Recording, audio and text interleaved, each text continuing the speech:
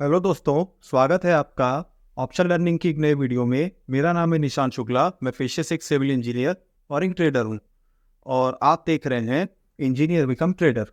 तो दोस्तों, अभी तक की हमने अपनी ऑप्शन लर्निंग में ये समझा ऑप्शन चेन क्या होती है, कॉल पुट क्या होते हैं और बाइंग एंड सेलिंग क्या होती है, कैंडल स्टिक क्या होता है। तो दोस्तों, आज का जो हमारा टॉपिक होने वाला है ये होने वाला है कि ऑप्शन ग्रीक्स क्या होते हैं। अब आप में से काफ़ी सारे जो बिगिनर ट्रेडर हैं उन्होंने सुना होगा कि थीटा, डेल्टा, गामा और जो होता है आरएचओ, ये होता क्या है। तो इसमें काफ़ी सारे लोग कंफ्यूज रहते हैं। वो ट्रेडिंग करने तो आ जाते हैं, लेकिन जब थोड़े टाइम के बाद में जब उनको थोड़ा लॉस होता है, वो और ज़्यादा आगे रिसर्च करते हैं, समझते हैं कि लॉस क्यों हो रहा है, थोड़ा वो ट्रेडिंग की डेप्थ में जाते हैं, तब जाके उनको पता चलता है कि एक ऑप्शन क्रीक्स नाम से भी कुछ चीज़ें होती हैं और ये अलग अलग तरीके से जो कि है ये काम करती हैं। तो दोस्तों, आज का जो हमारा टॉपिक है वह ऑप्शन ग्रीक्स के ऊपर में है कि ऑप्शन ग्रीक्स क्या होती है और ये जो ग्रीक्स होती है इनके काम करने का क्या तरीका होता है और कौन सी ग्रीक का जो है ऑप्शंस के ऊपर में कैसा इंपैक्ट आता है। तो आइए दोस्तों, इसको डिटेल में समझते हैं। तो दोस्तों, ऑप्शंस में टोटल 5 टाइप के जो होते हैं वो ग्रीक्स होते हैं। आप एक पेन और से एक पेपर में आप नोट करके आप इसके नोट्स भी बना सकते हैं।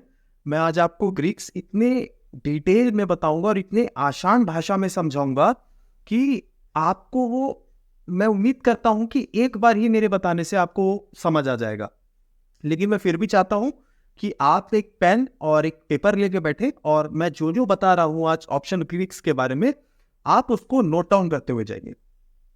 तो दोस्तों, मैंने जैसा बताया कि ऑप्शंस में टोटल 5 टाइप के ग्रीक्स होते हैं। तो नंबर 1 इसमें होता है डेल्टा, इसमें नंबर 2 होता है गामा, नंबर 3 होता है थीटा, नंबर 4 होता है वेगा और नंबर 5 होता है रो।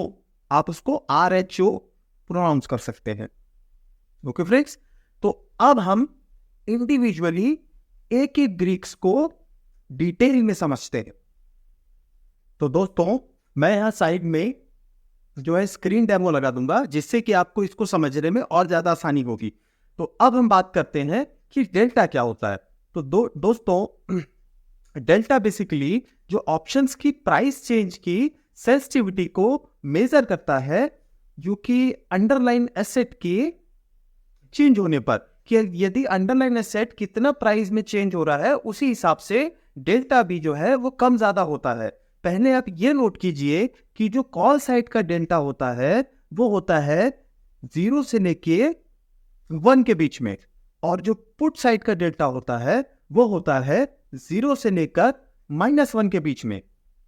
तो आप इसको उदाहरण के साथ ऐसे समझ सकते हैं कि यदि किसी चार्ट पे जो स्पॉट प्राइस होता है, यदि उस चार्ट ने 100 पॉइंट का मूव दिया, ठीक है, जैसे कि अगर कोई चार्ट अभी कोई भी एक इंडेक्स आप ले लीजिए, यदि वो 10,000 पे है और वो 10,100 तक जाता है, मतलब कि वो 10,000 पे है और 10,100 तक हो जाता है, स्पॉट प्राइस की मैं बात कर रहा हूं, और आपका कॉल साइड का जो डेल्टा है वो उदाहरण के तौर पे 0.5 है, तो आपका जो ऑप्शंस में जो चेंजेस आएंगे प्राइस में वो आएंगे 50 रुपए के। मतलब कि यदि आपका कॉल जो है, सॉरी, आपका जो प्राइस है यदि वो 1 पॉइंट का मूव देता है और डेल्टा 0.5 है, तो आपके जो ऑप्शंस में जो प्रीमियम जो बढ़ेंगे वो बढ़ेंगे 50 पैसे।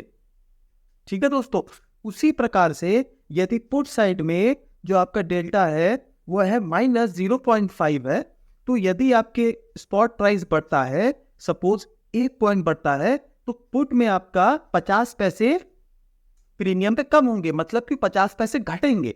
ठीक है दोस्तों, तो इसी प्रकार से डेल्टा काम करता है। तो दोस्तों, अब बात करते हैं गामा की, कि गामा क्या होता है। तो दोस्तों, गामा जो होता है वो डेल्टा के प्राइस चेंज को मेजर करता है। मतलब कि गामा डेल्टा का रेट ऑफ चेंज बताता है।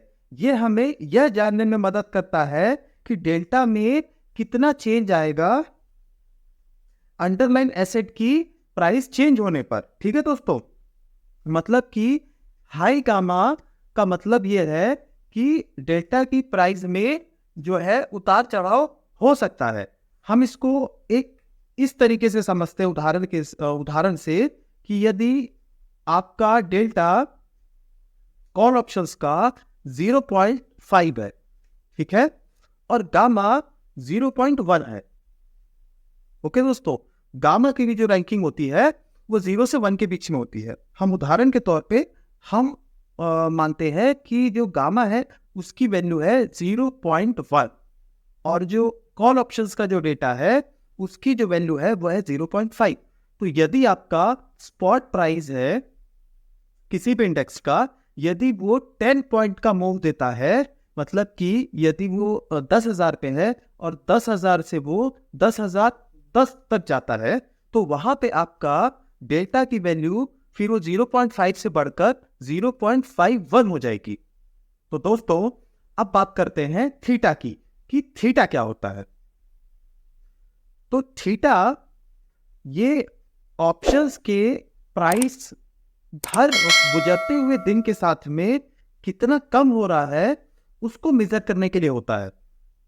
ठीक है दोस्तों, ये हमें यह बताता है कि हर एक गुजरते हुए दिन के साथ में आपके प्रीमियम की वैल्यू कितनी कम हो रही है। और ये कॉल ऑप्शंस और पुट ऑप्शंस दोनों के लिए ही नेगेटिव रहता है और इसका बाकी किसी भी ग्रीक्स के परफॉर्मेंस के साथ में कुछ भी लेना देना नहीं होता। इसकी ये एक इंडिविजुअल तरीके से काम करता है, ये हमेशा टाइम को कम करता है। उदाहरण के तौर पे यदि आज आपने किसी ऑप्शंस को बाय किया है, ठीक है दोस्तों, और उसकी वैल्यू है 100 रुपीज, ओके, अब उस जगह पे यदि थीटा मान लीजिए 0.6 है या 0.1 है, तो वो जो होगा जब आपका यदि मार्केट ऊपर जा, अगर आपने कॉल ऑप्शंस बाय किए हैं तब तो अगर आपका मार्केट ऊपर जा रहा है तब तो आपकी जो प्रीमियम बढ़ेंगे। यदि आपका मार्केट ऊपर भी नहीं जाएगा नीचे भी नहीं आएगा और उसी जगह पे कंसोलिडेशन जोन पे रहेगा, मतलब कि मार्केट एक सेटल ऑफ पॉइंट्स पे ही घूमता रहेगा, 50 पॉइंट्स की मूवमेंट के साथ वो ऊपर नीचे हो रहा है, मतलब कि केवल जो है वो वहां पे टाइम को खराब कर रहा है, मार्केट साइडवेज चल रहा है। तो वहां पे आपका जो थीटा है वो आपके प्रीमियम को कम करना चालू करेगा। और जब आप नेक्स्ट डे जब आप ट्रेड करने के लिए आएंगे, जब मार्केट ओपन होगा, तो आपने जो 100 रुपए का जो आपने जो प्रीमियम लिया होगा और आपका थीटा यदि 0.6 का जो है उसकी वैल्यू है, तो आपके 100 रुपए में 6 रुपए कम हो जाएंगे। तो नेक्स्ट डे जो आपका ऑप्शन ओपन होगा तो उसका जो प्राइस होगा 94 होगा। भले आपने जहां पे खरीदा है मार्केट वहीं पे क्यों ना हो, लेकिन उसके बावजूद वहां पे वो 6 रुपए कम हो जाएंगे। चाहे ये कॉल ऑप्शन अगर आपने खरीदा तो कॉल के लिए भी ये वैसे ही काम करता है, और यदि पुट ऑप्शन खरीदा है तो पुट के लिए भी वैसे ही काम करता है। बाकी तो दोस्तों अब बात करते हैं वेगा की, कि वेगा क्या होता है। तो दोस्तों वेगा होता है जो हमें बताता है कि ऑप्शंस के जो प्राइस होते हैं उसको मेजर करता है जिस समय बाजार कितना ज्यादा वॉलेटाइल है उस तरीके से। जैसे बाजार में कितनी ज्यादा वॉलेटिलिटी है ये हमें, और बाजार की जो वॉलेटिलिटी की वजह से ऑप्शंस के जो प्रीमियम होंगे उसमें कितना चेंज आएगा ये हमें पता चलता है वेगा से। जैसे कि यदि वॉलेटिलिटी है बाजार में 1% की, तो वेगा से हमें पता चलेगा कि ऑप्शंस कितने ज्यादा प्राइस में चेंज हो रहे हैं। ओके, वेगा हमेशा पॉजिटिव होता है, और वेगा पॉजिटिव जब होता है तो इसका मतलब ये होता है कि यदि हाई वॉलेटिलिटी है तो उसमें ऑप्शंस के प्राइस में ज्यादा बढ़ोतरी होती है। ठीक है दोस्तों, तो दोस्तों अब हम बात करते हैं आज के अपने 5वें और लास्ट ग्रीक की, जिसका नाम है RHO। तो दोस्तों RHO जो होता है वो ऑप्शंस के प्राइस को मेजर करता है तब जब जो है रेट ऑफ इंटरेस्ट कितना कम या कितना ज्यादा हो रहा हो। उदाहरण के तौर पे यदि रेट ऑफ इंटरेस्ट 1% बढ़ता है तो कॉल में कितनी बढ़ोतरी होगी और पुट कितना कम होगा, क्योंकि जो आर जो होता है, RHO होता है, यह कॉल साइड के लिए हमेशा पॉजिटिव रहता है और पुट साइड के लिए हमेशा नेगेटिव रहता है। यदि RHO बढ़ता है तो कॉल के जो है प्रीमियम बढ़ते हैं और पुट के जो प्रीमियम है वो घटते हैं। इसका वैसे तो जो ट्रेडर्स होते हैं RHO का वो उतना ज़्यादा इस्तेमाल नहीं करते हैं ट्रेडिंग में, जितना कि जो चार का जितना करते हैं, डेल्टा, गामा, थीटा और वेगा का, उतना RHO का तो नहीं करते। लेकिन फिर भी ये भी एक ग्रीक है, इसलिए मैं इसको चाहता था कि आपको एक बार बता दूं। तो दोस्तों ये जो था आज का हमारा, मैंने आपको पांचों ग्रीक के बारे में अपनी तरफ से अच्छे से समझाने की कोशिश की है। लेकिन फिर भी यदि आपको कोई डाउट हो तो आप जो है मुझे सीधा कमेंट सेक्शन में पूछ सकते हैं। और इसके अलावा जो है आप किसी भी एक स्पेसिफिक ग्रीक पे अगर एक डिटेल वीडियो चाहते हैं जिसमें डेल्टा, गामा, वेगा, थीटा किसी में भी, तो आप मुझे कमेंट सेक्शन में बता सकते हैं। मैं एक जो है एक सेपरेट और एक डिटेल वीडियो जो है उस ग्रीक पर बताऊंगा, मतलब वीडियो बनाऊंगा और आपको अच्छी तरीके से समझाने की एक बार और कोशिश करूंगा। तो दोस्तों आज हमने यह समझा कि जो ऑप्शन ग्रीक्स होते हैं वह क्या होते हैं और ऑप्शंस के जो प्राइस मूवमेंट पे इनका क्या क्या योगदान होता है। ठीक है दोस्तों, तो मैं आशा करता हूं कि आज की जो वीडियो है वो आपको अच्छी तरीके से समझ आई होगी।